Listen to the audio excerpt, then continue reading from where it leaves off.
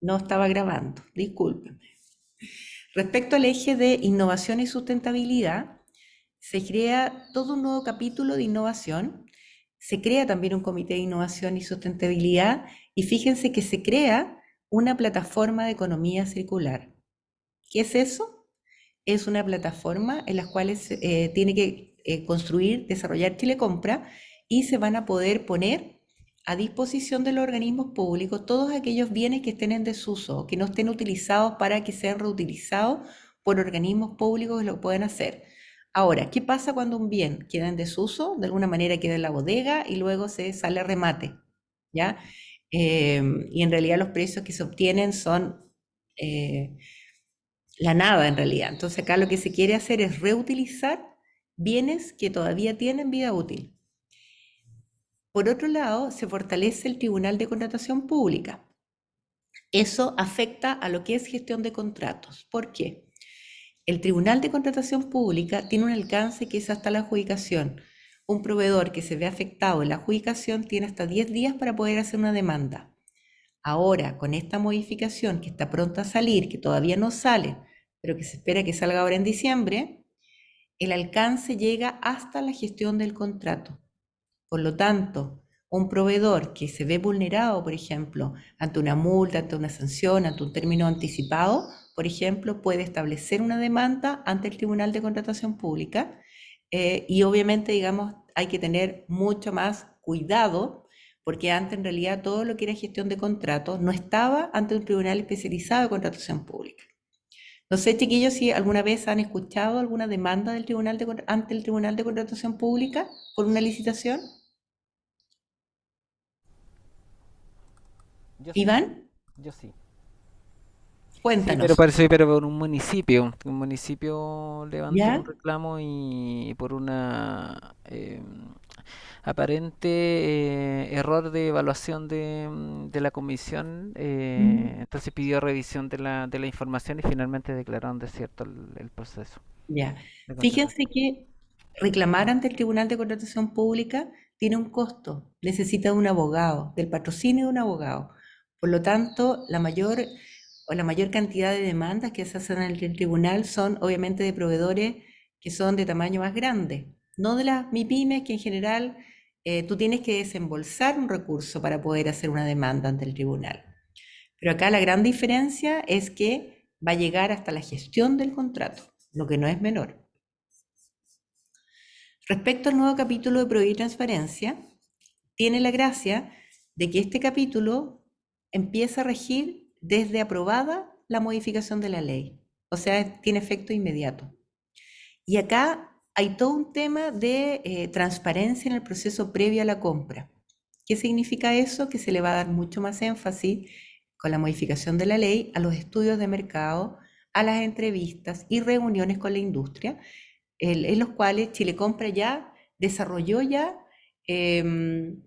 el registro, por ejemplo, de si nosotros queremos hacer una licitación y nos juntamos con proveedores previo a la publicación de las bases, se va a tener que registrar en mercado público con quién me junté y cuáles fueron los temas con que me junté, ¿ya? Esto no es ley de lobby. Ley de lobby aplica cuando un proveedor quiere juntarse con nosotros, con la administración.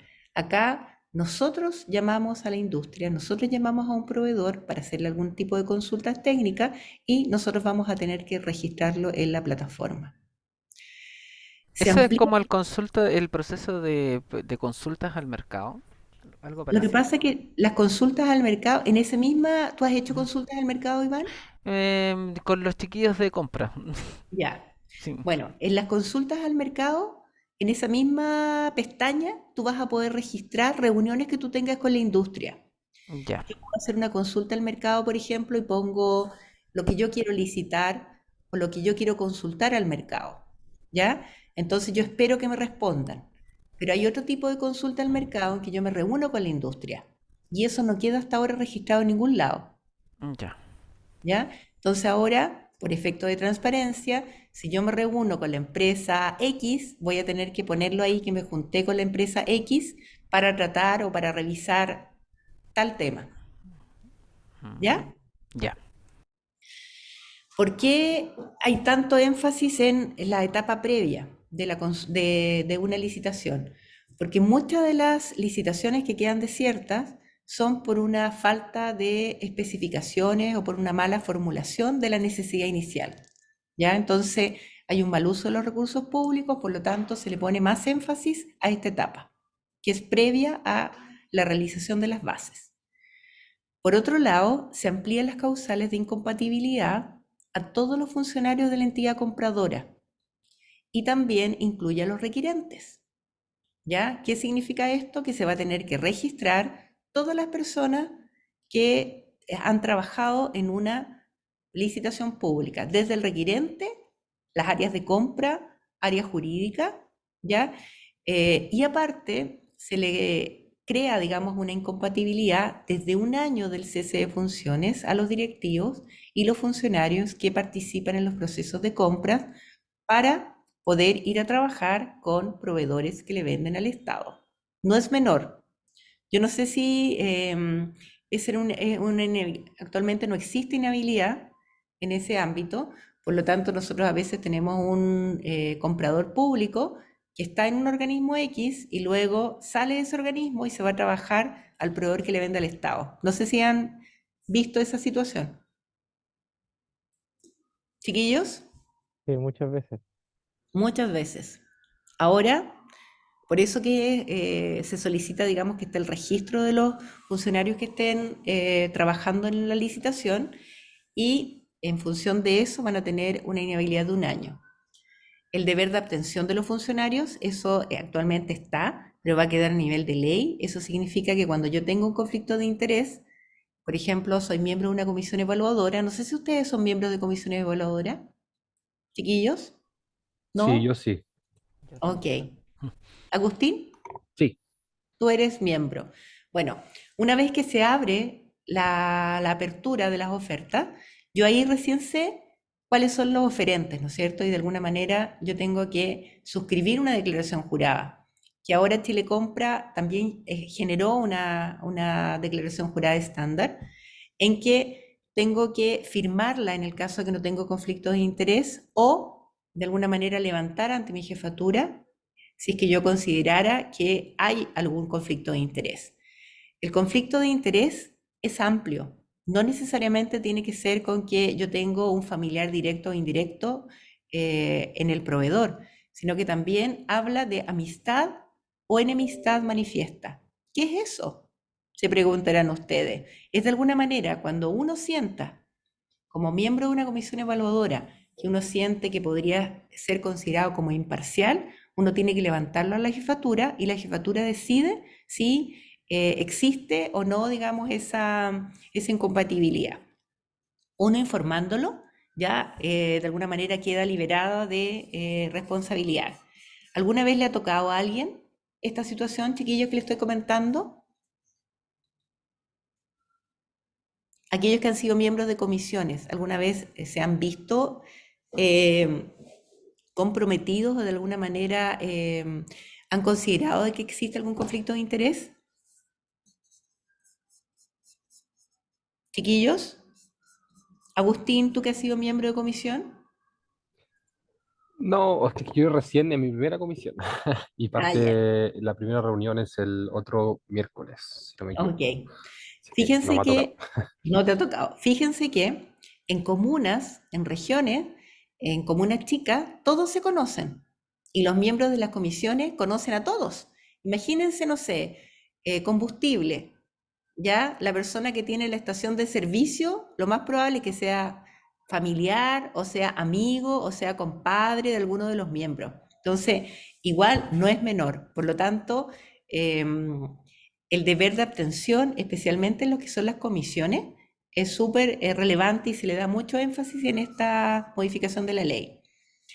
Aparte, se establece que el canal de denuncia que actualmente existe ya a través del Observatorio de Chile Compra, hay un canal de denuncias reservadas, ¿ya? Y eso queda por ley. ¿Qué significa esto? Si nosotros identificamos, por ejemplo, que hay una mala práctica en mi organismo público y me siento cohibido para mencionarlo a mi autoridad o a mi jefatura, yo tengo la opción de hacer una denuncia en las cuales hay reserva de identidad. Esto a través del Observatorio de Chile Compra, así como también la Contraloría también tiene ese canal. Esto pasa mucho en los municipios.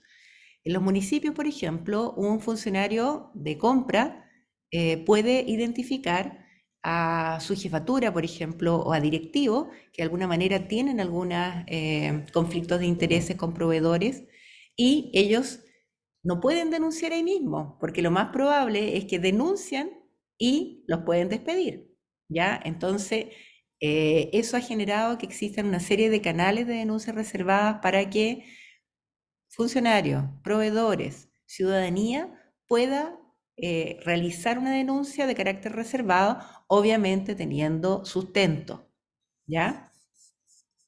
No sé si sabían ustedes que se podían hacer denuncias reservadas en el ámbito de compras, chiquillos, ¿no?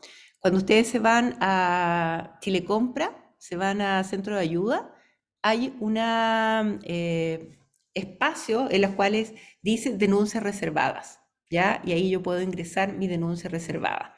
Igual me van a pedir el nombre y el RUT, ¿ya?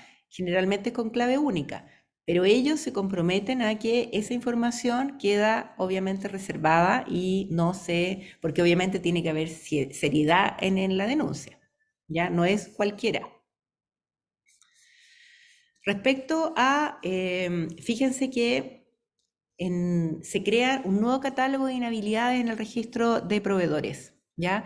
Muchas de las leyes que se han ido incorporando causales que no estaban en la ley de compras, como los delitos concursales, por ejemplo, como los delitos tributarios, incumplimientos contractuales, las condenas laborales, condenas por cohecho, que esos quedan ahora a nivel de ley. Y fíjense, importante acá, que se exige que esté hábil en el registro para ofertar.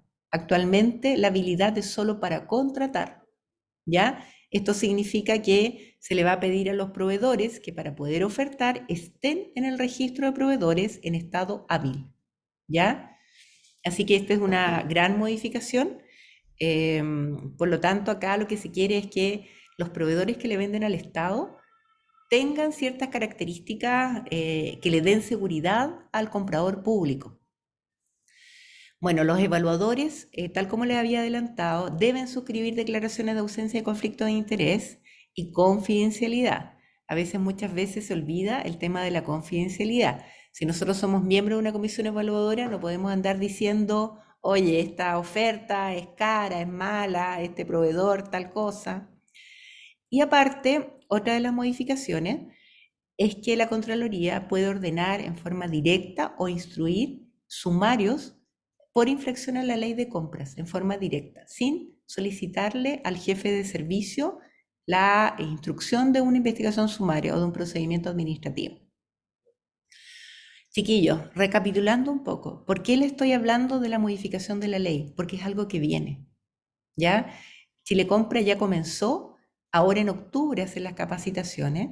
La modificación de la ley ya fue aprobada por la Cámara del Senado y por la Cámara de Diputados. Actualmente está en revisión del Tribunal Constitucional. Por lo tanto, lo que le estoy comentando acá es lo que se viene, es lo nuevo. Yo no podría hacerles una clase de contratación o de gestión de contratos sin que ustedes sepan qué es lo que viene ahora.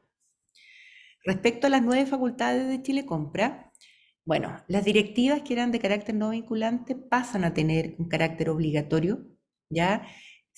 También va a tener la potestad Chile Compra de solicitar informes a las entidades compradoras. Va a poder realizar denuncias a la Contraloría, al Ministerio Público y a la Fiscalía Nacional Económica. Eso actualmente lo hace a través del Observatorio Chile Compra, pero no estaba a nivel de ley. También queda a nivel de ley la disponibilización de la plataforma de gestión de contrato y cláusulas tipo. Uno de ustedes me decía que se habían dado cuenta de que los contratos mayores a 1000 no estaban todos creados, ¿ya? Cuando se creó la ley, no había un módulo de gestión de contrato, ¿ya? Por lo tanto, esta modificación de la ley lo que trae es que va a estar incorporado en la ley. ¿Cómo se ha ido de alguna manera como solucionando ese problema? Vía glosa presupuestaria, ley de presupuesto. Llevamos más de 12 años con glosa presupuestaria en forma permanente que vía la ley de presupuesto se hace obligatorio el uso del módulo de gestión de contrato, así como también a través de dictámenes de Contraloría. Entonces, como ustedes ven, ha sido como indirecto. No obstante, es obligatorio el uso del módulo de gestión de contrato. Con esta modificación de la ley va a quedar bastante más explícito. Bueno, se amplía la plataforma, la ejecución de contrato, como les decía, se fortalece también las regulaciones de trato directo. Se especifica proveedor único, que es súper difícil de alguna manera como de justificar. Hay muchos proveedores que llegan con certificados que son proveedores únicos, pero no hay que creerle, ¿ya? Especialmente en tecnología viene con un certificado y dice proveedor único. ¿Qué es lo que te dice la Contraloría? Es asegúrate, haz una licitación y si llega uno en realidad, pero no confíes en los certificados de los proveedores únicos, excepto si es que tengan el tema de licenciamiento, por ejemplo, ¿ya? O derechos de autor, que esa es otra causal, no es proveedor único. La causal de urgencia también queda más explícita, seguridad y confianza, que también son difíciles de justificar. Se regulan también los beneficiarios finales. ¿Qué es esto? Ustedes, alguno de ustedes que administra contratos, ¿tienen algún adjudicatario que es una persona jurídica? Chiquillos, ¿saben quiénes son los dueños de esa empresa jurídica? ¿Sí? Pero muchas veces no es tan claro, porque muchas veces, por ejemplo, nosotros tenemos una empresa, imagínense que tenemos una empresa, no sé, Empresa Santiago, SA. Nosotros queremos ir a ver quiénes están detrás de esa empresa Santiago SA y vemos que hay otras empresas. La empresa, no sé, Rancagua, JP y la empresa no sé cuánto. Entonces, nunca sabemos quiénes son las personas naturales. Cuando ellos suscriben declaraciones de intereses que no son familiares, por ejemplo, de la empresa o del organismo público, de que no tienen conflicto de interés, es una persona jurídica. Tú nunca sabes quién está detrás, la persona natural. Acá, después de mucho tiempo, la empresa jurídica de alguna manera va a tener que hacer transparente quiénes son los dueños de cada una de las empresas que le vende al Estado. Esta es una cosa que ha sido muy polémica durante muchos años. En Europa es uno de los temas que se ha trabajado hace mucho tiempo para prevenir temas de corrupción. Ahora recién nosotros lo estamos, digamos, considerando en esta modificación de la ley. El deber de registrar la nómina, como les decía, de todo el personal que trabaje en el proceso de contratación.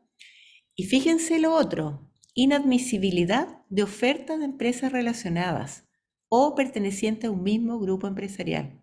Acá tenemos varias empresas que son de un holding y que muchas veces tenemos ofertas de la empresa A y de la empresa B, ambos del mismo holding, ¿ya?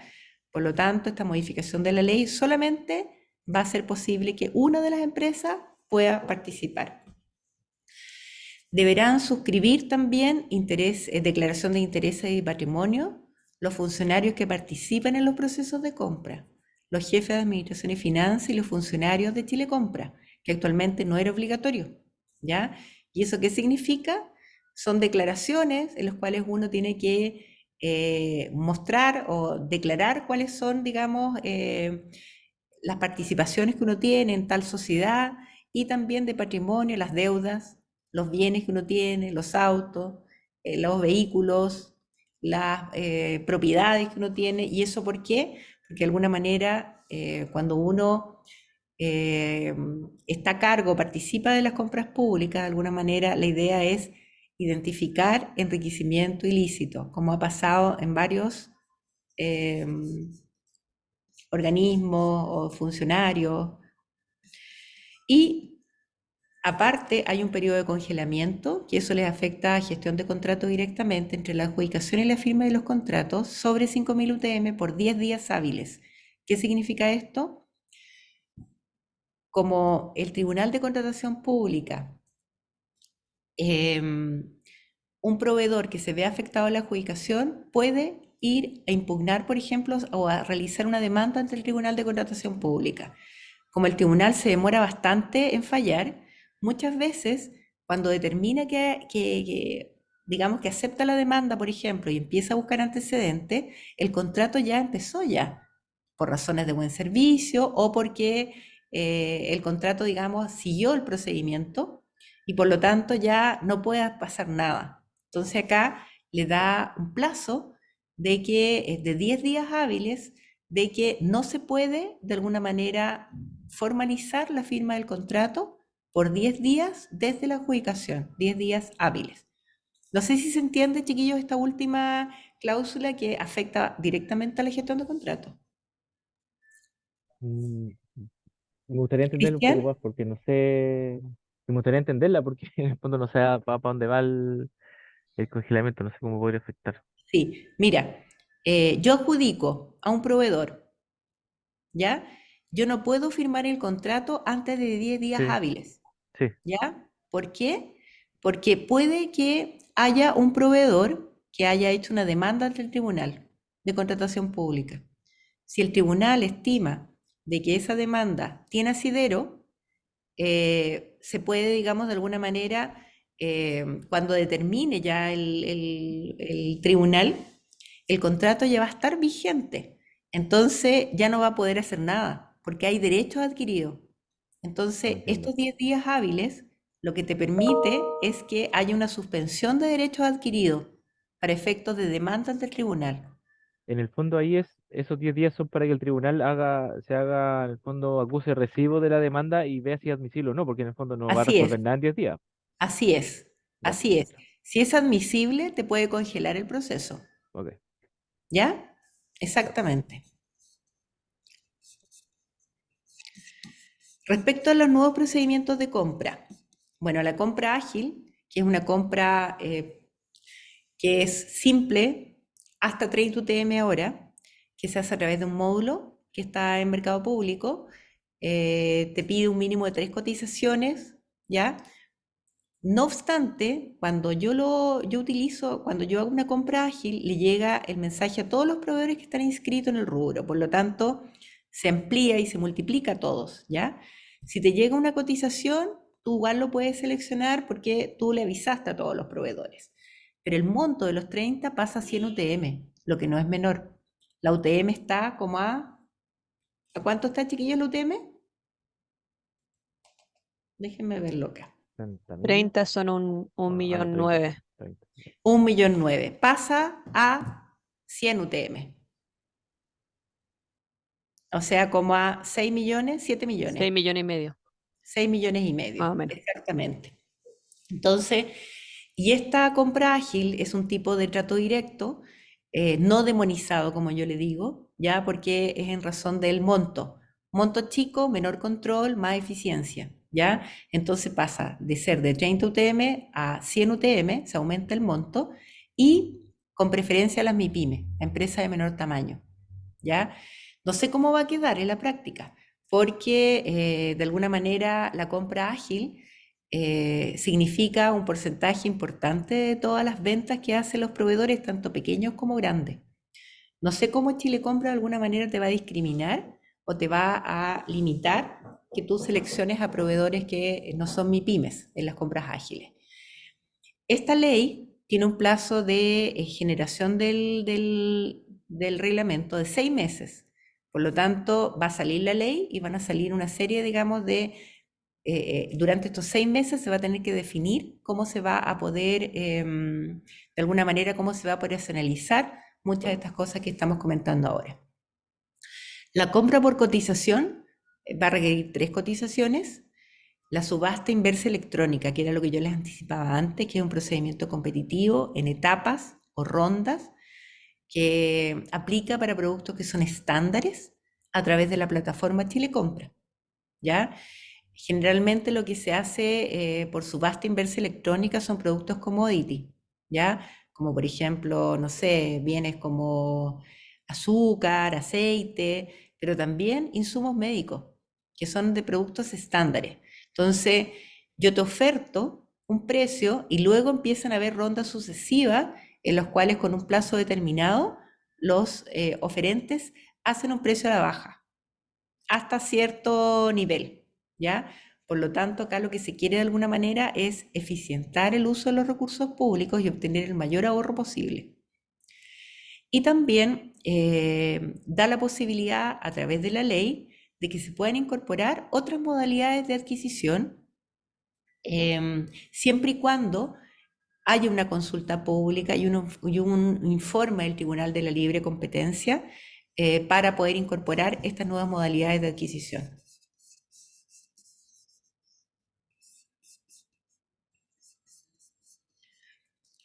Respecto al convenio marco, el convenio marco ha sufrido una serie de modificaciones en los últimos años, pero eso ha quedado, digamos, como una política de la Dirección Chile Compra. Ahora lo que se va a hacer es que a nivel de ley se va a señalar de que va a ser la generación de convenios marco para productos estandarizados, con demanda regular y transversal por parte de los organismos públicos. Por ejemplo, antes había convenios marcos que eran, por ejemplo, cursos de capacitación, eventos, cosas que eran no estándares, no estandarizadas. Cada vez se han ido achicando o limitando la cantidad de convenios marcos, ¿ya? Por otro lado, se le exige a los convenios marcos que haya un estudio previo de factibilidad y que la adjudicación sea por zona geográfica, ¿ya? Se establece también que los convenios marcos van a ser de selección múltiple, es decir, un convenio marco va a ser multiproveedor, con adjudicación a varios proveedores, no uno solo. Además, se señala que Chile Compra va a definir cuáles van a ser los criterios obligatorios para compras menores a 1000 UTM en convenio marco. Sobre 1000 UTM existe una modalidad que se llama la gran compra, pero bajo 1000 UTM, de alguna manera, en la actual normativa, no existen criterios en los cuales un organismo público tiene que dar cuenta de por qué está eligiendo a un proveedor por sobre otro. Acá sí se definen. Otra modificación es que actualmente los convenios marcos no son obligatorios para los municipios, acá queda por ley, y también los convenios marcos van a ser para adquisiciones superiores a 100 UTM, esto considerando que la compra ágil es hasta 100 UTM. Entonces, los convenios marcos van a ser de 100 UTM hacia arriba. Chiquillos, ¿alguna consulta hasta ahora? ¿No? Respecto a la modificación de los planes de compra por parte de Chile Compra, fíjense que un estudio de la Fiscalía Nacional Económica, que yo les había comentado en la clase anterior, em, bueno, y varios otros estudios, ¿ya? De alguna manera dan cuenta que el no planificar genera que haya un aumento de tratos directos, que haya un pago de sobreprecio, por lo tanto, hay un fuerte énfasis en esta nueva modificación de la ley en que todos los organismos públicos tienen que hacer su planificación y Chile Compra va a ser el encargado de revisarlo. En el caso de que tenga observaciones, Chile Compra va a tener la facultad de solicitar, pedir antecedentes y de modificar estas PAC, los planes anuales de compra. Para que pase esto, actualmente se trabaja con un Excel que es tipo, que se sube a la plataforma, ¿ya? Eso es difícil entonces como de generar o de hacer revisiones, por lo tanto, se van a generar metodologías comunes y formularios electrónicos que van a permitir revisar en forma consolidada los planes anuales de compra por ministerio, por sectores, etcétera, etcétera, ¿ya? Y lo otro es que si nosotros hacemos una compra fuera del plan anual de compra, va a haber que justificarlo vía resolución, lo que no es menor. Chiquillos, sus proyectos que ustedes están haciendo, ¿forman parte del plan anual de compra o tienen proyectos que son fuera del plan anual? ¿O no saben? Cristian no sabe. Por lo ¿Ah? menos no me queda claro, no. No sabe si Ya, está yo planificado. creo, o sea, sí, sí, pero no en el marco de un plan anual de compra, porque lo que pasa es que el contrato que yo manejo es como multianual.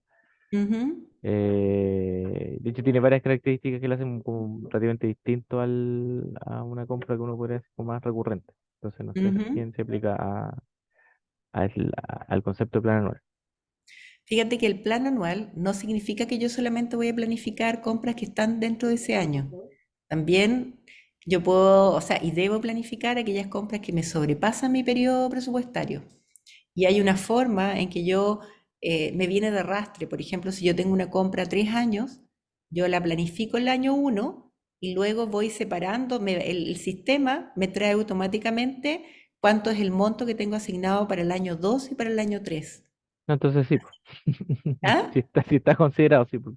Sí, pues sí Sí, sí está está considerado, considerado. sí, sí, sí. Sí. Hacer un plan anual de compras no significa que solamente vamos a considerar compras que se van a hacer en ese periodo. ¿Ya? Así que, chiquillos, ¿se puede planificar todo lo que ustedes están administrando o haciendo? ¿O hay compras que ustedes piensan de que son emergentes, que no se pueden programar? ¿Qué creen ustedes? Bueno, en el caso nuestro no se pueden programar. De hecho, el mío sí forma parte del plan anual de compras, por lo menos. Tuve que hacer una ficha en su momento y todo el cuento. Es bien engorroso. Si nos cuentas un poco, Iván. Mm. Sí, bueno, es que por acá, como lo hemos dicho, largo y tendido con la unidad de compra, ¿no? Ujú. Nosotros hacemos toda esta incorporación. Entonces, cuando son proyectos nuevos, tenemos que llenar la ficha del proyecto, y, que no es muy largo, son unas cuatro o tres hojas, y ahí es donde contamos más o menos cuál es el objetivo, si hay contratos precedentes o algún contrato similar, quién va a ser la gerencia encargada, y una serie de antecedentes, pero más orientados como a lo que se pretende con el servicio. Y el horizonte del tiempo en el cual se va a utilizar.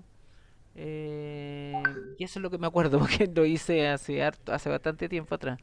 Y ahora el que estoy administrando se va a terminar, así que... y bueno, tiene contrato de continuidad, sí, porque se funciona con otros que son muy similares, pero eso es lo que me acuerdo. Ya, ok.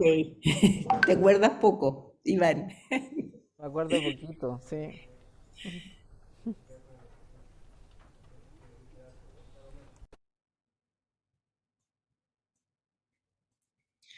Que lo Eh, habré hecho hace 3 años, 4 años atrás, por eso. No, ya. sí. Eres un poquitito chiquillos. ¿Me dan un segundito?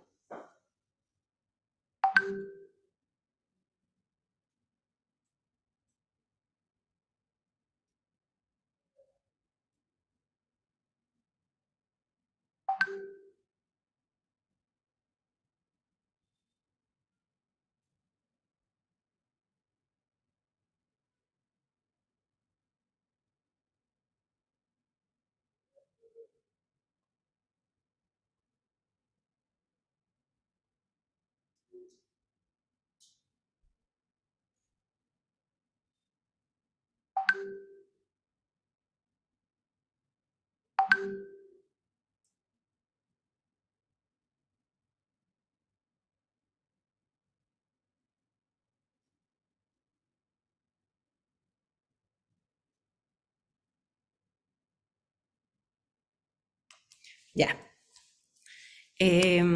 Bueno, déjenme.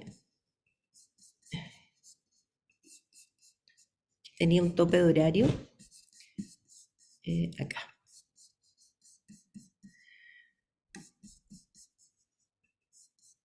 Ya. Estábamos viendo eso. Ahora, la participación de las MIPYME. Acá, fíjense que hasta ahora Chile Compra no ha tenido dentro de los objetivos el apoyo a las MIPYME.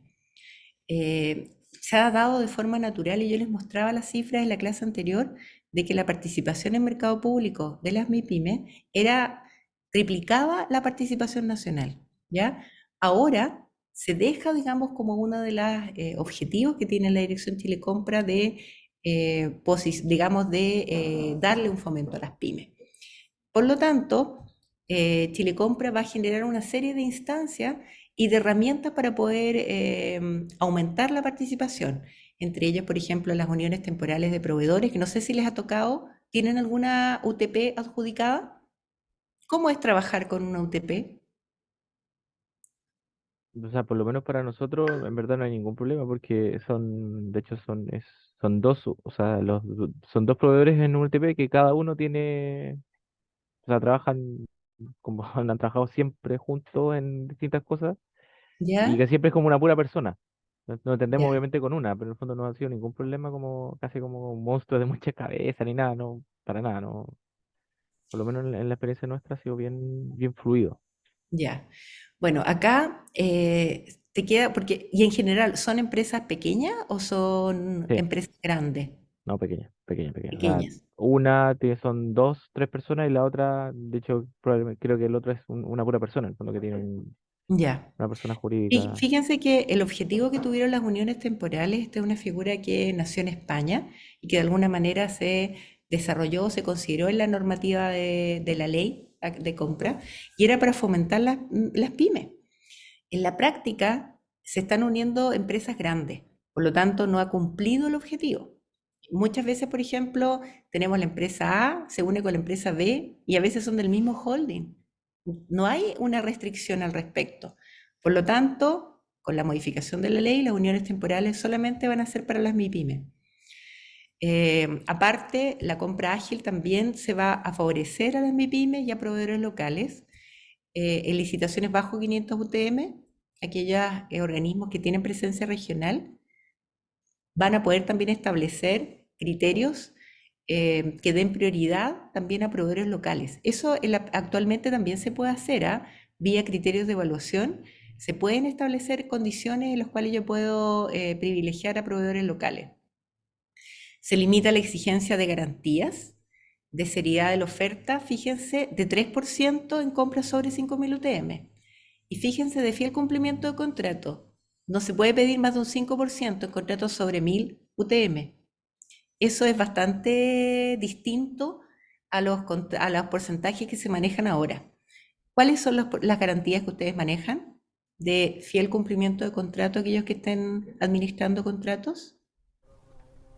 El mío venía de arrastre, pero tenía el 10%. Un 10, Sí. ¿ya? ¿Tú consideras un riesgo que se baje a 5,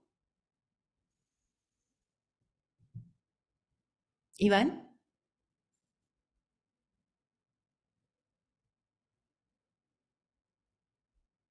¿Iván? Perdón. Creo que es ¿Ves un delicado riesgo? igual. Porque, bueno, por un lado siento que el objetivo es, de cierta manera, poder bajar barreras de entrada a ciertos proveedores para Ujú, que puedan participar, pero claro, en esa bajada de barrera puede entrar de todo. Entonces, mientras esas bajas garantías no estén alineadas o vinculadas a otros requisitos, igual lo considero riesgoso. Bueno, no sé si. ujú. Sí, fíjense que cuando nosotros hablamos o sea, de sanciones, de alguna manera el cobro de la garantía o la garantía es una de ellas. Entonces, de alguna manera, cuando uno piensa como en incentivos para que el proveedor tenga un buen comportamiento contractual, tenemos que pensar en algo global, ¿ya? En una batería de herramientas, no solamente el cobro de la garantía, sino que también tenemos que ir viendo el tema de las multas, por ejemplo, que se va a tener que complementar con incumplimientos que te lleven a un cobro de una garantía, ¿ya? Entonces, términos anticipados, que también son otras herramientas que nosotros podemos de alguna manera dirigir para que los proveedores tengan un buen comportamiento. Porque en realidad el objetivo que tiene un organismo público no es cobrar o aplicar sanciones, ¿no es cierto? De alguna manera el proveedor debiera cumplir con lo adjudicado, con lo que ofertó, pero de alguna manera son desincentivos a que ellos se porten mal, ¿ya? Son de alguna manera herramientas para que llevarlos a que cumplan los plazos, cumplan la calidad ofertada, etcétera, etcétera. Por lo tanto, cuando a nosotros nos limitan los montos de las garantías, especialmente de fiel cumplimiento de contrato, de alguna manera tiene que complementarse con las otras herramientas. Y eso tiene que ser en las bases de licitación.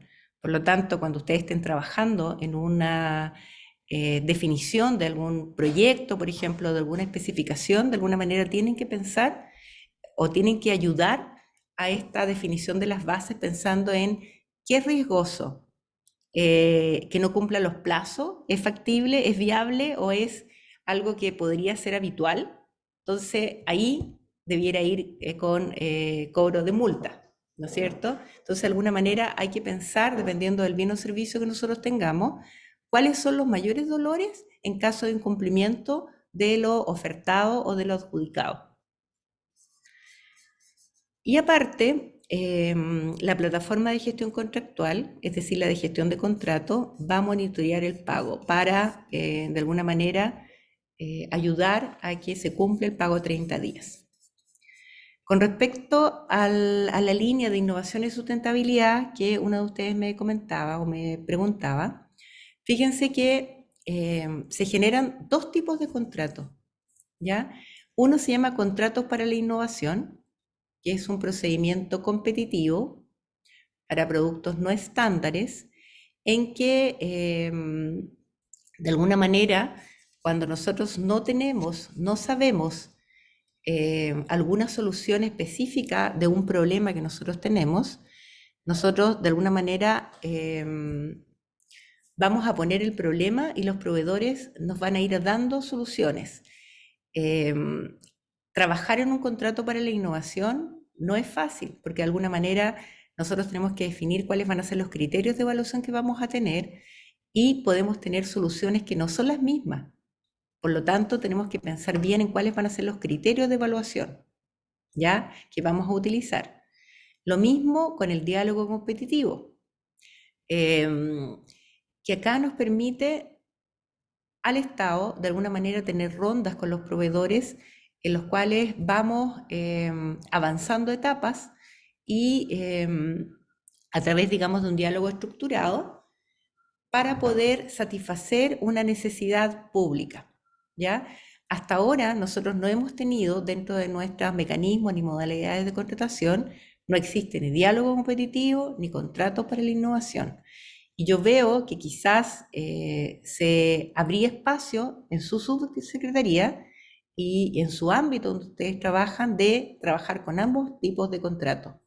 Porque muchas veces las prestaciones que ustedes necesitan o que contratan, no sé si son tan estructuradas.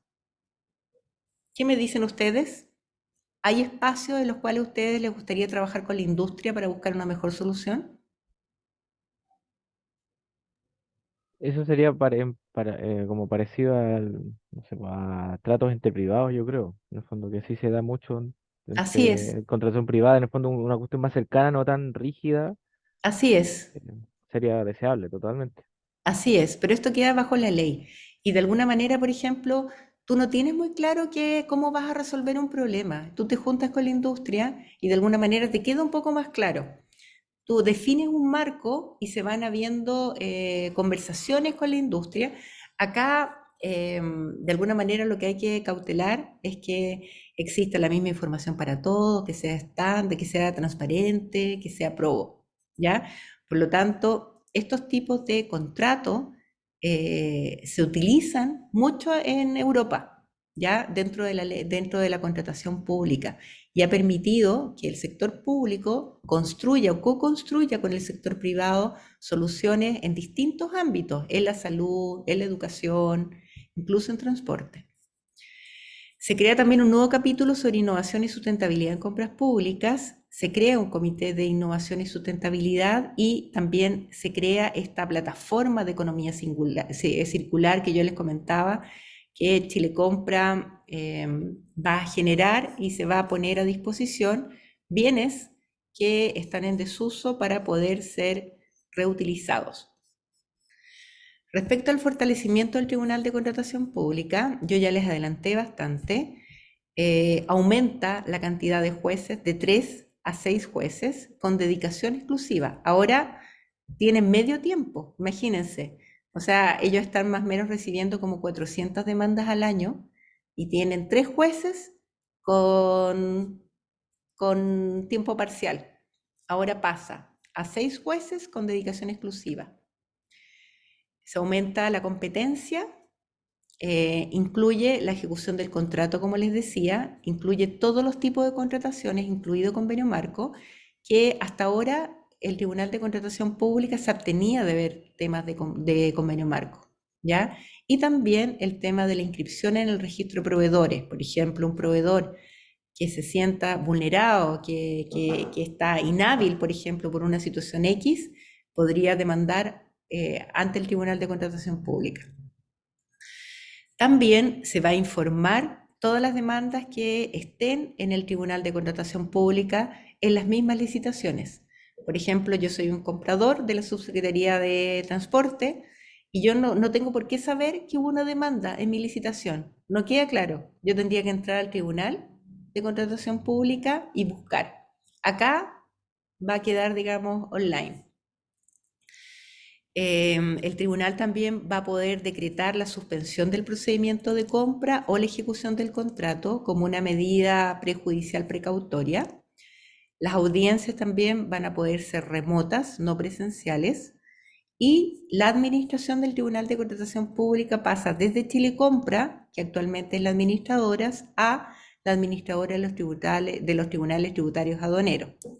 Actualmente se da una situación en que las principales demandas que existen son hacia la adjudicación de los convenios marcos, ¿ya? Y obviamente se demanda a la Dirección Chile Compra.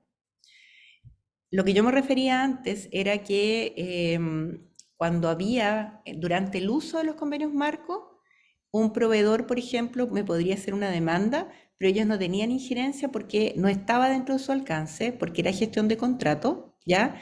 Y estaba excluido. Bueno, respecto, ¿cuándo entra a regir? Lo primero, el primer eje de proveer transparencia, inmediatamente una vez que esté publicada la ley. El resto de las disposiciones, un año, 18 meses, aquellas de economía circular, la subasta inversa electrónica, los diálogos competitivos y los contratos para la innovación van a comenzar un año y medio después de que se dicte la aprobación de la ley. Los contratos sobre obra, de ejecución de obra pública, van a tener una vigencia de 2 años desde la publicación y el reglamento, tal como les decía, 6 meses desde publicada la ley. Chiquillos, ¿alguna consulta respecto a lo que se viene? ¿Qué opinan de la modificación de la ley? ¿Les pega desde la gestión de contratos o no? Yo siento que más que pegarnos como la administración directa es como un poco lo dentro del proceso de adquisiciones y de contratación puede ser que nos veamos involucrados, pero claro, como tenemos el trabajo conjunto con compra, Ujú. siento que tal vez es más como para ellos como que para nosotros. Tal vez si hubiese una delegación de funciones en los administradores, tal vez seríamos, lo sentiría como más, me sentiría como más impactado. Eso. Ok. Ahora lo ves lejano, Iván. Sí, sí, no sé si los chiquillos están de acuerdo, no. Yo lo veo como Los demás, todavía como como que está la barrera todavía de la unidad de compra. y los demás Yo, chiquillos. yo siento que es un cambio importante. No sé si, como dice Iván, no sé si tanto el actual propio de acá de cada uno, pero como sí de Chile Compra, un cambio importante. Y eso igual me pone contento porque creo que es un paso en un buen camino. Ahora, Ujú, claro, lo que más me llamó la atención fue esto de los contratos para la innovación, para innovar. ujú, ujú. Lo encuentro genial, porque ahora uno tiene que ya venir como ya pensado con la solución, con todo, y a veces uno no lo tiene tan claro. Entonces, poder no trabajar en conjunto el privado para eso, lo encuentro genial. ¿Quieren Lo más que te quería, información de los contratos de la innovación? ¿Quieres que les suba más material en el aula? sí, a mí me Sí, gustaría. porfa. Sí, Ya, de voy a innovación. discutir. Perfecto. Y te quería preguntar, en la diapo anterior había algo de normas especiales para obra pública. Ujú. Em, Esto, sí, ahí había un sí. rama de ejecución de obra. Había todo un debate respecto, digamos, a que la ley o sea, en otros países la obra pública se rige por la misma ley de compras. Acá en Chile tenemos normas distintas, ¿ya? Para el MOP y para el MIMBU. Ha habido toda una discusión respecto a que, por ejemplo, no sé, en Europa o en otros países, la misma ley de compra tiene un capítulo que es de obra pública. ¿ya? Pero es la misma ley unificada. Acá es distinta. Lo que se quiere acá y lo que se plantea es que la ley, o sea, la ley de compras también rija la ejecución de obra pública. A eso se refiere. Bueno, lo encuentro bien porque nos pasa bueno, tanto en compra como en ejecución de contrato que cada organismo hace como ellos quieren, básicamente. Así Entonces, es. igual es difícil para nosotros como organismo mandante entender como todas las distintas organizaciones que hay, distintas administraciones y formas de operar. Entonces, que Ujú. funciona de forma unificada lo encuentro bien. O sea, Servio, municipalidades, todos tienen sus propias características. Normativa. Y igual nos trae a veces confusión. Lo voy a Mm. intentar descifrar y que esté todo en regla. Claro, esa es la idea, porque de alguna manera, imagínate, son formas distintas de trabajar. Imagínate cada un proveedor. Las fundaciones de la presidencia no están afectas a la ley de compra y ellos tienen sus mismos sistemas propios y tienen otras regulaciones, trabajan como privados. Entonces, de alguna manera, por parte de los proveedores tienen muchas caras de los organismos públicos. La ley de compra afecta a un grupo, a un subgrupo de organismos públicos, pero queda, por ejemplo, la obra pública, que es donde más montos están involucrados. Así que concuerdo contigo, Agustín. Sí, si nos pudiera subir información de eso también te lo agradeceríamos para poder De adelantarnos un obra poco a lo pública, que se viene. Sí, ya. sí se puede, si no, bueno, no importa. Sí, déjame ver qué encuentro. Respecto a los principios de las compras públicas, esto es importante porque yo les voy a mostrar dos principios, los principios orientadores y los principios normativos, ¿ya? Los principios orientadores son la eficiencia, la eficacia y la transparencia, ¿ya? Que eso en realidad como proceso de contratación pública, de alguna manera, toda compra debe de alguna manera buscar la mayor eficiencia y la economía procesal, ya resguardando una relación de calidad-costo.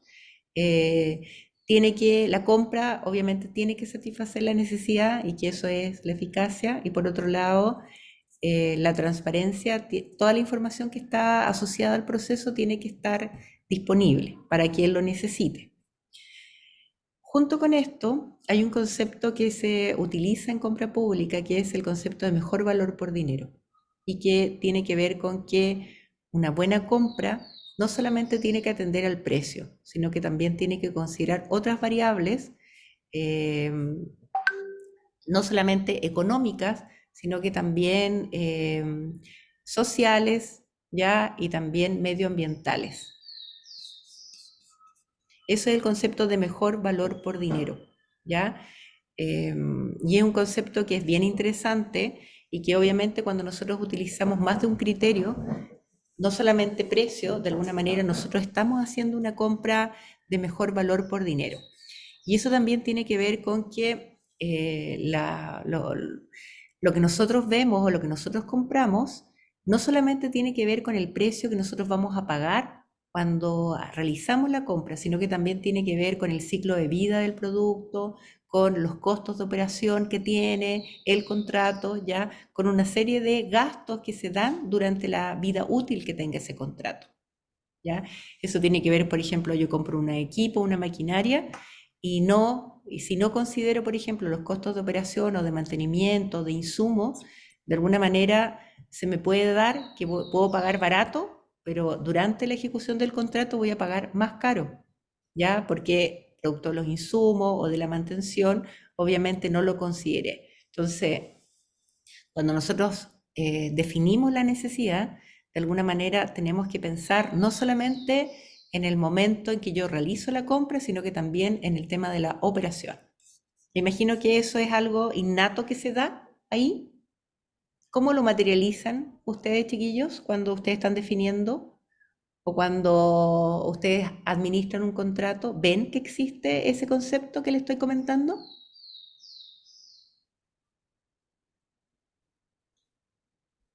Chiquillos, Cristian, no le voy a preguntar a Agustín. Dominique, Leonardo, Nicole, Vladimir. Chiquillos, Disculpa, ¿cuál era la pregunta? si en los contratos o en la definición de requerimientos que a ustedes les toca ver, ustedes ven que existe una definición un poco más integral del bien o servicio que considera lo largo de la vida útil, por ejemplo, del contrato, que un poco que tiene que ver con el concepto de mejor valor por dinero.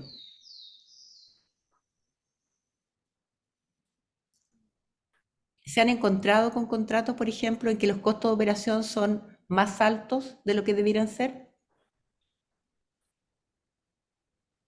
Por mi parte no me ha tocado porque no he administrado algún contrato, entonces es nuevo, digamos. Ujú. Ok. ¿Y el resto de los compañeros, chiquillos? Yo tampoco he administrado contratos. Ujú. Fíjense que un ejemplo de esto se puede dar, por ejemplo, en un hospital en que nosotros podemos comprar un equipo, por ejemplo, de laboratorio, que el costo puede cumplir todos los requerimientos y el costo es más bajo. Pero quizás ese organismo público, ese hospital, no consideró el costo de los insumos. Entonces, ese equipo que era más económico al momento de la adjudicación, me va a significar un costo de operación más alto que el resto, ¿ya? Eso también se puede dar, por ejemplo, con las luminarias, por ejemplo, con las luces no públicas, ¿ya? En los cuales nosotros podemos, por ejemplo, gastar, no sé, compramos una luz incandescente que es mucho más barata versus una luz LED que gasta mucho menos. Por lo tanto, el concepto acá es de nosotros evaluar no solamente al momento de la adjudicación, sino que también durante el periodo útil, digamos, del producto. Respecto a los principios rectores, y estos principios son importantes porque es una herramienta para que ustedes puedan analizar cualquier tipo de bases de licitación o cualquier tipo de contrato que pueda estar de alguna manera vulnerando alguno de estos principios. Yo con estos 5 elementos puedo saber si existió una adecuada o un cumplimiento de la ley en cualquier base de licitación, ¿ya? Y como mi contrato es un reflejo de mi base de licitación, y eso tiene que ver, por ejemplo, con el primero es el principio de libre concurrencia al llamado, que tiene que ver con que no deben existir trabas al proveedor y las trabas al proveedor se pueden dar por barreras, garantías altas, por ejemplo, plazos también de duración del contrato muy alto, en las cuales también voy a limitar la participación o la competencia. El otro principio, el principio de igualdad ante las bases y el principio de no discriminación, el principio de transparencia y publicidad, el principio de estricta sujeción a las bases y el principio de no formalización.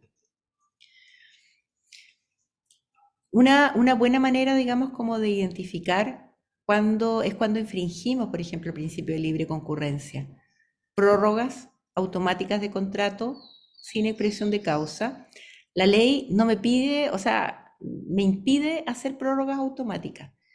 La ley me dice de que en caso de prórroga solamente se puede prorrogar una vez, ¿ya? Y hay que justificarlo en las mismas bases de licitación. ¿Y eso por qué es? Es porque si yo tengo cláusulas de prórroga en forma automática, no voy a tener competencia. El proveedor va a estar ahí año tras año, ¿ya?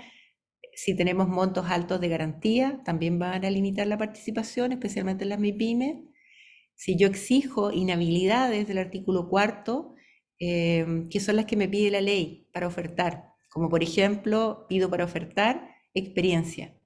¿Ya? Eso está contra la ley y obviamente impide la libre concurrencia, impide, digamos, que existan proveedores interesados en ese proceso. No sé si quedan dudas, chiquillos, con este principio de libre concurrencia. Sí, esa única prórroga que tú dices puede quedar establecida en las bases. Sí, ¿Sí? Ah, ya. se tiene que quedar, no puede ser más allá del periodo inicial. Por Ya. ejemplo, yo voy a tener un contrato de 1 año y le voy a hacer una prórroga de 6. No, Ya. no, no, no, no. Ah, ya. Yo tengo un contrato de un año con una prórroga de un año sujeta a evaluación. ¿Qué significa esto? Que para poder renovar tenemos que hacer un estudio de mercado para evitar que estamos sobrepagando. Como por ejemplo, no sé, pues en el caso de telefonía móvil, los precios de los planes han ido a la baja, ¿no es cierto? Si nosotros tenemos un contrato y vamos a renovar, quizás no va a ser el mejor, lo más conveniente. Entonces, hay que hacer un informe en los cuales nosotros vemos que nos vamos a pagar sobreprecio y se renueva. Chiquillo, ¿alguna consulta del Sí, principio yo de tengo concurrencia? una. Vladimir? Sí, lo que pasa es que me ha tocado ver contratos en que, por ejemplo, se estipulan como dos fechas. Una es como la fecha del estudio propiamente tal o lo que se quiere analizar, y otra fecha es como la fecha del contrato, ¿Ya? ¿ya? Y esa fecha del contrato es mayor que la del estudio. En caso de, por ejemplo, no sé, pues pueden haber congelamiento o cosas así. Por ejemplo, cuando uno hace mediciones, hay periodos que tú no puedes medir. Por Ujú, ejemplo, no sé, pues verano, entonces ahí se estipula ese tipo de condiciones como, por ejemplo, congelarlo un tiempo, producto de que no se puede avanzar en el estudio, porque hay ujú, un periodo en que no se pueden hacer, por ejemplo, mediciones, pero después se ujú, vuelve a retomar y en definitiva te permite estar dentro de los plazos. ujú. Eso ahí infringiría lo que tú dices, la libre concurrencia, pensando en esas dos fechas que por lo menos lo he visto en ciertos estudios o Sí. en base de No, licitación. yo no veo eso porque el contrato tiene una fecha de vigencia mucho más amplio, ¿no es cierto? Que tu ejecución en el Sí, tiempo, sí, ¿no? sí, sí. Claro. Entonces, si yo tengo, no sé, pues ponte tú un plazo de 2 años y yo tengo considerado que el servicio se va a prestar en 15 meses y yo me amplío, eso está dentro de la vigencia del contrato, ¿ya? Así que no sería una limitación. Es cuando yo hago una vigencia o un plazo de duración del contrato y luego dentro de las bases puedo considerar una prórroga o puedo considerar, digamos, digamos, un prorrogar por un año más o por el periodo, digamos, de ese plazo inicial que tenía ese contrato. ¿Ya? No le veo que haya una limitación al principio de libre concurrencia. Ah, ya. Ok, gracias.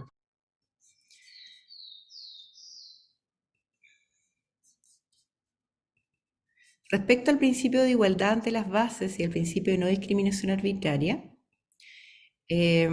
¿cuáles serían aquellas acciones que infringirían la igualdad? Por ejemplo, tener contacto con los oferentes, ¿ya? Cuando yo hago una licitación, hay un periodo de consultas que es vía la plataforma. Si nosotros atendemos a un proveedor telefónicamente o personalmente, de alguna manera le podría estar dando información privilegiada. Por lo tanto, se rompería el principio de igualdad. Cuando aplico de manera errónea los principios de evaluación, también estaría infringiendo el principio de igualdad. Es decir, la comisión evaluadora me aplica mal los criterios de evaluación y de alguna manera privilegia a un proveedor por sobre otro. ¿Cuáles son aquellas acciones que podrían infringir el principio de no discriminación? Cuando exijo marcas comerciales. La ley te dice de que nosotros podemos pedir marcas comerciales o similar, ¿ya? Esa es, digamos, como la salvedad, pero en estricto rigor no podría decir yo quiero comprar tal marca, porque eso vulnera el principio de discriminación. Si nosotros queremos trabajar una marca determinada, eh, podemos trabajar las especificaciones técnicas, pero también hay que tener cuidado ahí porque si nosotros somos muy estrictos con las especificaciones técnicas, de alguna manera estoy haciendo una maña para que me llegue solamente y se limite la competencia también. No sé si me explico, chiquillo, lo de las marcas comerciales.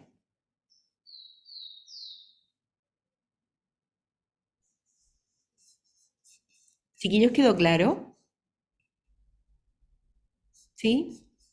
Por mi parte, sí.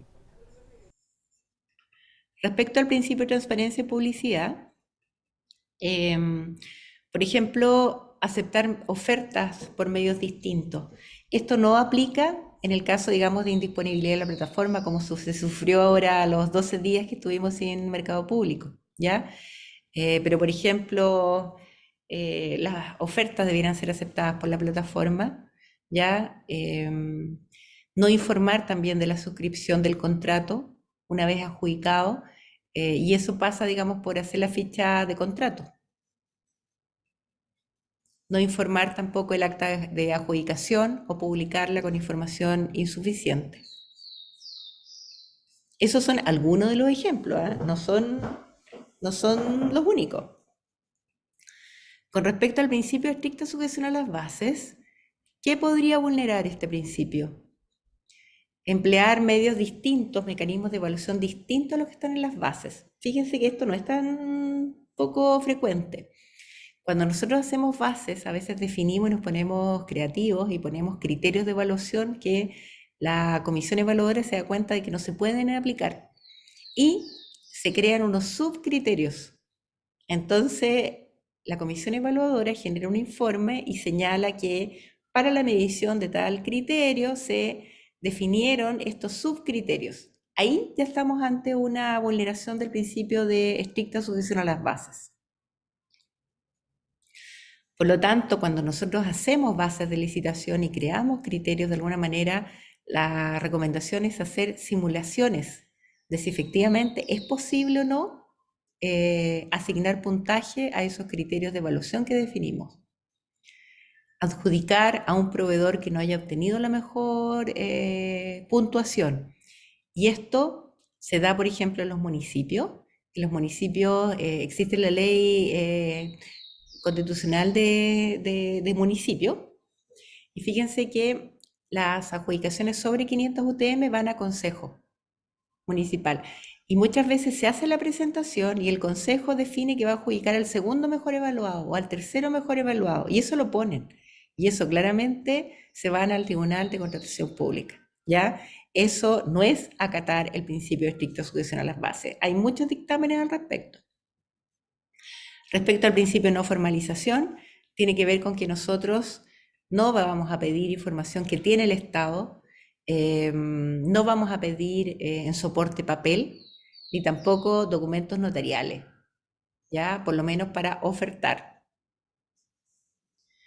Distinto es en el caso que nosotros pidamos algún documento notarial para poder contratar, ¿ya?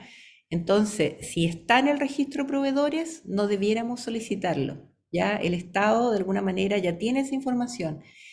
El solicitarlo es más burocracia, es generar también más costo de transacción para el proveedor y también una revisión, digamos, en papel que es innecesaria.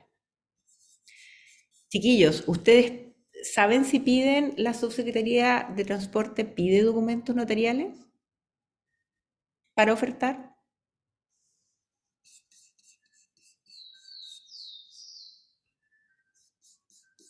¿No?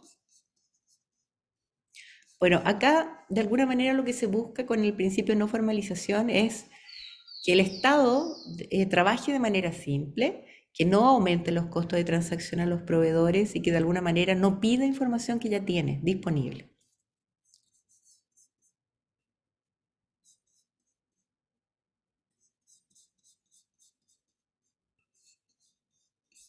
A ver, déjenme ver este. Fíjense que este link que está en la presentación es un link que lleva a buscar reclamos, ¿ya? Vamos a poner la Subsecretaría de Transportes.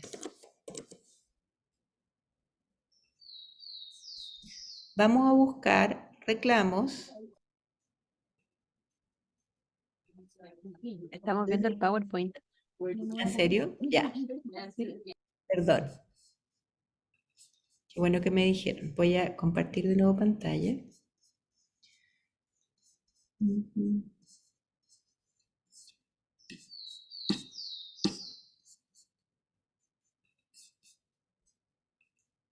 ¿Y ahora?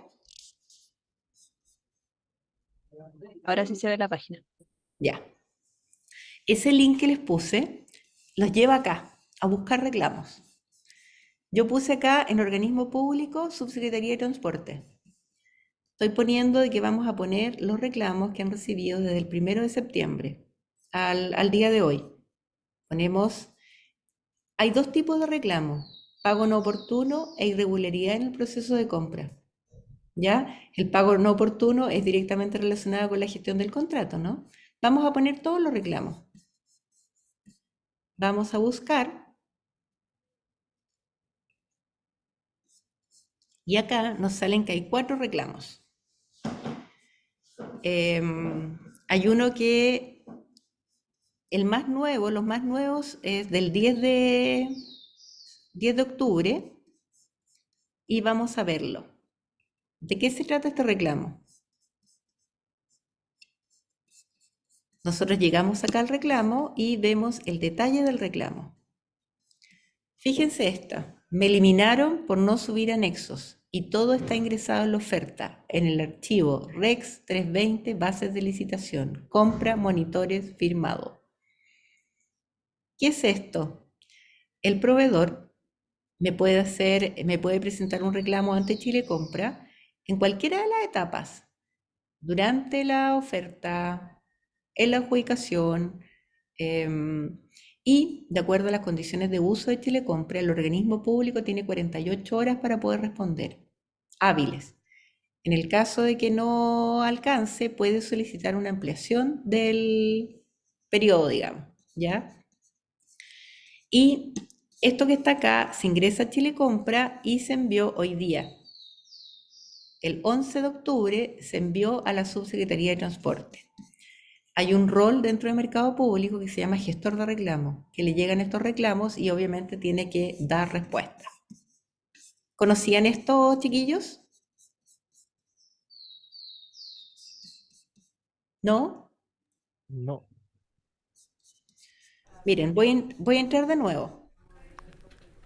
Bueno, si yo pongo buscar, me van a aparecer todos los reclamos que hay desde un mes, desde el 11 de septiembre al 11 de octubre. Y acá vemos, por ejemplo, que hubo un reclamo para la central de abastecimiento, para la Cenabás. El reclamante fue Gerardo Rico y fíjense que fue finalizado ya por el organismo público. O sea, fue súper rápido. Le llegó a Chile Compra se lo mandó al organismo, a Cenabás, y Cenabás lo respondió. Veamos de qué se trata. A ver, miren, se presenta reclamo por licitación pública 621-382, tratamiento patología epidermolosis bulosa. Se adjunta archivo con el reclamo y 17 anexos de respaldo correspondiente. Miren toda la información que adjuntó este proveedor. Y señor Gerardo Rico, junto con saludar, informo que la respuesta a su reclamo la encontrará en el archivo adjunto. Y el organismo público adjunta eso. Esto se ingresó hoy día y se respondió hoy. A ver qué respondió. ¿Qué respondió la Cenabás? ¿Pueden ver o no, chiquillos? ¿Y se Mira, ve? estamos viendo Sí la se web. ve. ¿Pero ven el reclamo de la Cenabás? Sí. La respuesta no. Ya, déjenme dejar de compartir.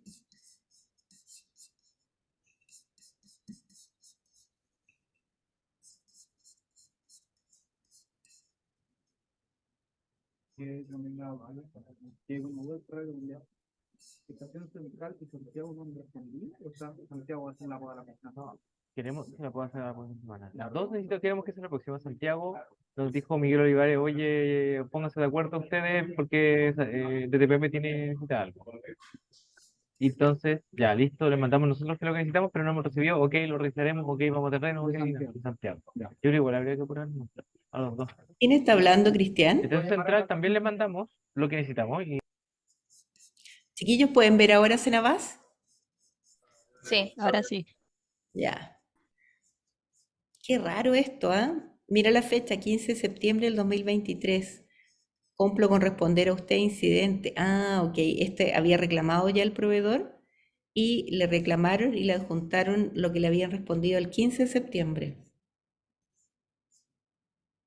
Serán revisados según lo establecido en las bases de licitación. Ok, le dijeron de que lo iban a considerar y que lo van a revisar.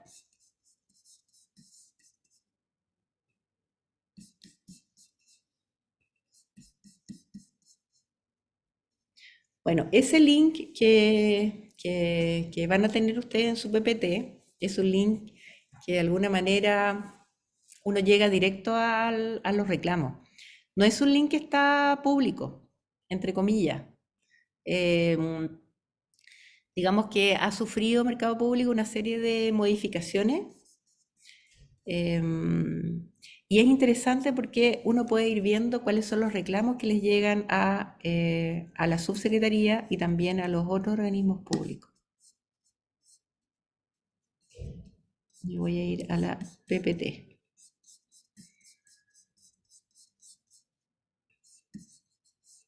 ¿Les ha tocado responder o les han preguntado información para responder un reclamo? Chiquillos, desde Chile Compra. No. No, no sabía que se podían hacer reclamos. Sí. Miren, acá les traje un reclamo de la subsecretaría que lo bajé el 28 de septiembre. Irregularidad en proceso de compra. Y era la subsecretaría y era estimados. Compra ágil adjunta se encuentra cerrada desde el 15 de noviembre del 2022, sin ser adjudicada hasta el día de hoy. Todos del 12, ya, pero no es tanto, del 2022. Agradeceremos a este organismo se deciden adjudicar o no la compra ágil. O sea, los proveedores pueden hacer cualquier reclamo y es obligación del organismo público responderlo. Acá hay otro.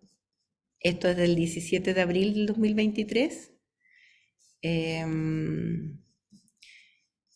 Es un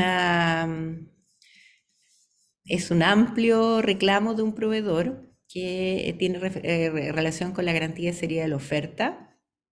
Cada oferente o un tercero a su nombre deberá entregar una garantía de seriedad de la oferta tomada por él o un tercero, a más tardar dentro de los 31 días corridos siguiente a la publicación de las bases, la que podrá otorgarse electrónicamente.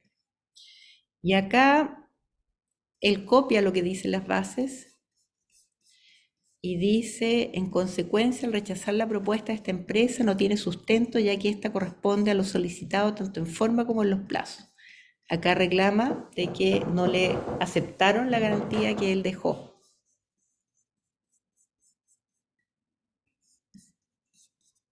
Y acá, digamos, está el organismo público sube la respuesta.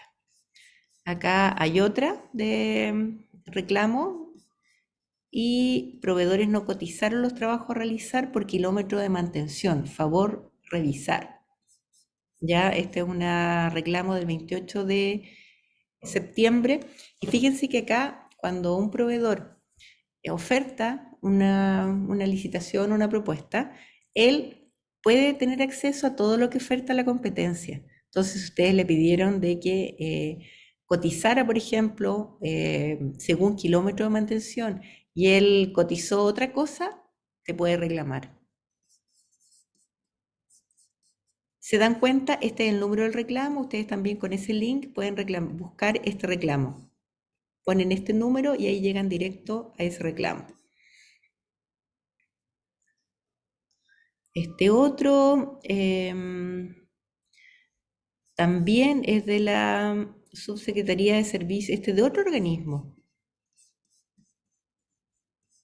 Miren, acá no se justifica correctamente la selección del proveedor, estoy leyendo acá. Nosotros dejamos con información clara de los días de entrega del trabajo y la garantía que ofrecemos, además de ofrecer un precio más bajo. El proveedor seleccionado por ustedes no indica ninguna información, así que se trata de una irregularidad en el proceso de selección del proveedor a conveniencia entre las partes. Esto es lo que reclama Cristian Andrés Sánchez Balcázar. Y esta es una cotización, no es una licitación. Y acá la subsecretaría, el secretario, el Ceremi de Desarrollo Social, le responde, no se justifica la selección y dice, la selección del proveedor se realizó de acuerdo a la evaluación de las propuestas presentadas. En el caso del proveedor seleccionado, este presentó su propuesta como documento adjunto en portal, en el cual detalla los trabajos a ejecutar. Dado lo anterior y considerando que el detalle del ofertado se ajusta a las necesidades, fue seleccionado. Si ustedes se dan cuenta, cumple con toda la formalidad la respuesta que se le dio a este proveedor con un ordinario del Ceremi, firmado por el mismo Ceremi.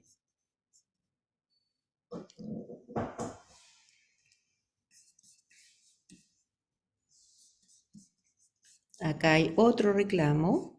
¿Y con esa respuesta es suficiente como... Em, ¿Quién me está? ¿Diego? Sí, Lo que pasa es que cuando hacer un reclamo no tiene costo a través de mercado público. Si tú no quedas satisfecho con este reclamo, tú podrías hacer un reclamo al jefe de servicio. Y si estás dentro de los plazos, podrías hacer una demanda al Tribunal de Contratación Pública que tiene costo. Si no estás de acuerdo con esto, también te puedes ir a la Contraloría General de la República, pero ahí tampoco tiene costo, pero los plazos que se toma la Contraloría es bastante largo, como de un año o más. Entonces, ¿qué es importante acá? De alguna manera es tratar de dar la respuesta lo más clara posible al proveedor para que se quede tranquilo y ah, siga realizando otras gestiones. ujú. Encuentra Pero, que hay ¿Perdón? perdón, tengo una pregunta. Por ejemplo, ya, si el proveedor no está de acuerdo con la respuesta Ujú, y ya va a Contraloría y Contraloría se demora un año, ¿qué ujú. puede, además del reclamo, qué puede, por ejemplo, si la Contraloría le da a ¿Qué favor, gana? le gana, el proveedor gana? ¿Qué puede hacer la Contraloría si se demora un año y ya no El se pausa servicio el se proceso de prestó. contratación en ese proceso de investigación? Claro, o sea, hay pocas cosas porque la Contraloría le va a dar, por ejemplo, la razón al proveedor. Mira, el proveedor reclama acá, recibe una respuesta, no queda satisfecho y se va a la Contraloría. La Contraloría va a coger el reclamo, porque es todo online, le va a pedir explicaciones al organismo público, en este caso al Servicio de Vivienda y Urbanismo de la Cuarta Región. Ese organismo le va a responder a la Contraloría va a analizar y va a definir una respuesta al proveedor. Pero durante ese tiempo el servicio ya se prestó, se extendió, se pagó, se terminó el contrato y todo. Entonces la Contraloría lo que va a hacer es decirle al proveedor que tenía la razón y que, dado de que se evidenció esto, puede ir a los tribunales ordinarios, porque la Contraloría no te va a dar ninguna indemnización, nada. Entonces, en general, ¿qué es lo que pasa? Es que cuando un proveedor te hace un reclamo acá, tú tratas de ser lo más claro posible. Por ejemplo, si él te dice que lo dejaste afuera porque no tenía las condiciones, tú le dices, ok, vamos a revisar su oferta, y va a estar considerado, digamos, dentro de la adjudicación, o si él te dice que él era más barato y que no se adjudicó, tú le explicas por qué se adjudicó, que es un poco lo que hacían estas respuestas. Entonces, no hay mucho que hacer, pero el reclamar de alguna manera es un contrapeso en la contratación pública, porque la administración tiene poderes exorbitantes ante el proveedor. O sea, el organismo público define las bases, define los criterios, define cómo se adjudica y el proveedor tiene que acatar nomás, ¿no es cierto? Entonces, una forma de patalear y de alguna manera como de reclamar, existen instancias como el Tribunal de Contratación Pública, que es pagado porque requiere de un patrocinio de un abogado, o los reclamos a través de mercado público, o los reclamos a través de la Contraloría, o la prensa, que también puede ir este proveedor a reclamarle y decirle, me sentí vulnerado, mire la respuesta que me dio este organismo público, y que también de alguna manera puede pasar algo. Y por ejemplo, ¿qué pasa si con el caso anterior, un proveedor dice que su oferta era la más barata, pero según también lo que estábamos hablando, hay un como eh, esto de que comprar más barato no es, o sea, como un principio de las compras públicas Ujú, es que no siempre la oferta más barata es la mejor, ujú. como que se responde como, porque eso es un principio, pero no sé si es algo que está como normado, como, Sí, lo que pasa es que ese principio se materializa a través del criterio de evaluación. Y el ya, criterio de evaluación, por ejemplo, yo pongo, por ejemplo, no sé, pues un 40% lo económico y un 60%, no, un 50% lo técnico y un 10% cumplimiento de requisitos formales. ujú, Entonces, ese principio se materializa a través del criterio de evaluación. Entonces, lo que yo le voy a responder a ese proveedor es que de acuerdo a los criterios de evaluación definidos en el proceso, su puntuación en el criterio económico fue X, quizás fue el mejor, pero su parte técnica no fue la mejor evaluada. Por lo tanto, la adjudicación es al mejor puntaje. No sé si me explico, Diego. sí, ahora sí entendí, sí, ¿Ya? ah, El ya, que sea un principio es un principio que me tiene que llevar, inspirar y, digamos, como mover, pero eso se tiene que materializar a través de criterios de evaluación. No hay otra forma. Yo no podría decirle, no, es que el principio de contratación, el mejor valor por dinero me exige o no me obliga sí, a eso, buscar el más esa era barato. como un no, po. Son mis criterios de evaluación expresados ya, Claro. Y ahí te vas al principio de estricta sujeción a las bases.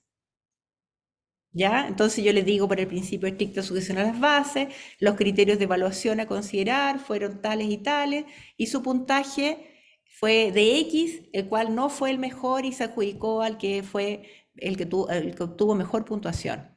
Muchos de los proveedores no leen bien las bases y te hacen reclamo de cosas que están en las bases, bien definidas. Por lo tanto, hay que de alguna manera invitar a los proveedores a que efectivamente se lean las bases y que de alguna manera entiendan. Pero hay todo un mundo, chiquillos, acá en el tema de los reclamos. Hay mucho aprendizaje. Un reclamo no tiene que ser porque una experiencia o una mala noticia, en el sentido de que, bueno, me va a dar más pega, voy a tener que revisar. Muchas veces un reclamo me da alerta de algo que yo puedo corregir, la administración. La administración no es infalible. Nosotros no somos infalibles. Por lo tanto, muchas veces es una herramienta que me puede servir para mejorar un proceso. No sé si están de acuerdo, chiquillos. ¿Ah?